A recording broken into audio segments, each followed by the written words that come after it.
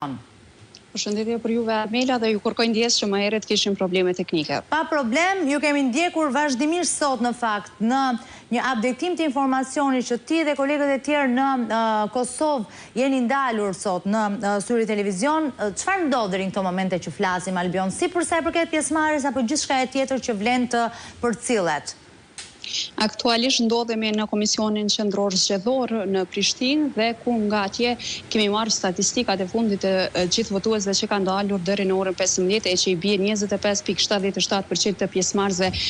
që e kanë ushtruar të drejtën e tyre për të votuar në këto zgjedhje lokale dhe një numër jashtëzakonisht i konsiderueshëm krahasim me vitin e 4 vitet më herët të 2021-s. Ajo që vlen të potencohet në këto zgjedhje është që fatbarësisht nuk kemi ndonjë incident të shënuar deri në këto momente e i cili do të prishte dhe do të i vendosë një hije të rënd këtij procesi zgjedhor. Ajo që vlen të cekët, gara është në 38 komuna, mirë po është e përqendruar vetëm në disa komuna ku gara është shumë e ashpër, siç ishte në Mitrovic që paraprakisht ishim atje dhe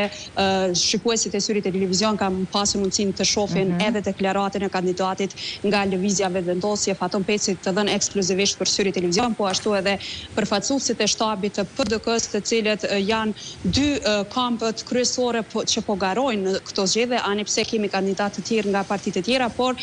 fushata dhe kandidimi është fokusuar këtu, gara është fokusuar mes këtyre dy kandidatëve. Gara e ashpër është edhe në kryeqytetin e Prishtinë, në Podujev edhe po ashtu kemi edhe në Drenas, ku në këtë të fundit kemi më shumë garë për brenda Partisë Demokratike mes përfaqësuesit zyrtar të PDK-s, por edhe përfaqësuesit Ramiz Ladrovci, i cili është ndarë nga Partia Demokratike dhe po garon si vetëm në këtë mandat, ani pse në zgjedhjet e kaluara ka qenë në kuadër të PDK-s. Do thotë këtu kemi një luftë për brenda një partie, kurse në komunat e tjera kemi mes kandidatëve. Këtu është përqendruar pak a shumë gara, kemi një garë të fortë edhe në Podujev mes lëvizjes vetëvendosje dhe LDK-s, do të thotë mes kandidatit Shpëtim Bulliqi që është kryetar aktual dhe kundër kandidatit Ekrem Hyseni nga Lidhja Demokratike, i cili po synon ta marrë Podujevën dhe ta rikthej bastionin e LDK-s. Mirë po mbetet të shirë nëse Llapjana do ja besojnë sërish LDK-s apo do shkojmë me votën e një siç ka ndodhur para 4 viteve. Gjitha kjo do të bëhet e ditur vetëm pasi të mbyllet procesi i votimit në orën 19 e që deri me tani kanë mbetur edhe pak orë që shumë qytetarë të Kosovës të drejtohen drejt qendrave të votimit. Po, përpara se ndalemi dhe tek veriu, po sidomos në total tek komunat me shumicë serbe, në fakt, ju ndalet tek pjesëmarrja në vetvete dhe unë po shoh shifrat që ju keni updetuar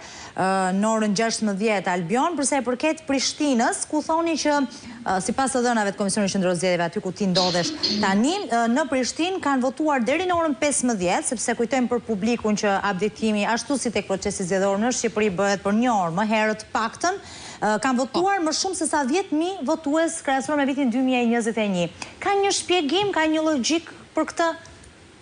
Po, ka një logjik duke qenë se qytetarët tani dëshirojnë vërtet një ndryshim të madh dhe me siguri kandidaturat e cilat ndodhen në kryeqytet janë shumë të forta dhe gara është përqendruar në 3 kandidatë shumë të fortë nga 3 partitë kryesore, si nga Lëvizja Vetëvendosje, kryetari aktual Përparim Rama nga Lidhja Demokratike e Kosovës, por edhe nga Partia Demokratike e Kosovës që kemi Uran Ismailin, ish ministri i shëndetësisë. Kjo ka bërë që ndoshta qytetarët të dalin masivisht më shumë në këto palë zgjedhje për të bërë ndryshimin, ndoshta edhe për faktin që ka zhgënjime të jashtëzakonshme sa i përket mandatit të shkuar, ose edhe për shkak të zhgënjimeve që mund të kemi nga zgjedhjet e shkurtit. Duhet të ritheksojmë, Kosova po organizon 2 palë zgjedhje në këtë vit dhe nga zgjedhjet e shkurtit nacionale deri në këto zgjedhje lokale kemi pasur një blokadë të politike me krijimin e institucioneve, ne ende nuk e kemi një qeveri të legjitimuar e cila funksionon vetëm në baza të detyrës në detyrë, nuk ka gjitha kompetencat e nevojshme për të marrë vendimet legjislative, qoftë edhe legjislative apo edhe ekzekutive. Prandaj ndoshta edhe ky zemrimi i qytetarëve për shkak të krizës dhe ngërshit politik që përjetuan për këta muaj të tërë ka bërë që të kenë një entuziazëm për të votuar më shumë, qoftë në kryeqytet, por edhe në qytetet e tjera, sepse një rritje pak më të lartë kemi edhe në komunat e tjera të qytetarëve të cilët kanë shfrytzuar të drejtën e tyre për të votuar. E qartë, Albion, dhe për të ndalur edhe një herë tek ajo situatë që ti e ka raportuar vazhdimisht gjatë ditës së sotme, ne u ndalëm me pak çaste më parë, një informacion të përgjithshëm që ju e keni përcjellë në redaksi më herët. Tani, në këtë moment